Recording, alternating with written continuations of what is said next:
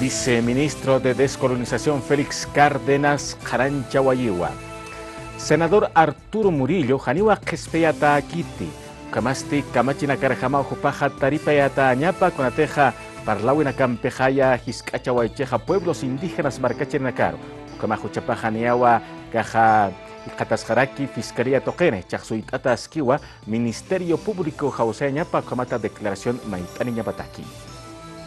Viceministro de Descolonización Félix Cárdenas Sawayiwa, Senador Arturo Murillo Quespiau y Maíz Chipanza, Taripayata Ñapaua Ley de Lucha contra el Racismo y toda forma de discriminación Kamachirjama, Hiscacha Tapata Pueblos Indígenas Marcachirinacaro, Huchapaja Untayatajiwa Fiscalía Toquero. Para nosotros como comité, Murillo ya es un prontuariado en temas de racismo y discriminación, o sea, permanentemente, por su incapacidad de discutir política ideológicamente, permanentemente está agrediendo a cualquier persona o autoridad.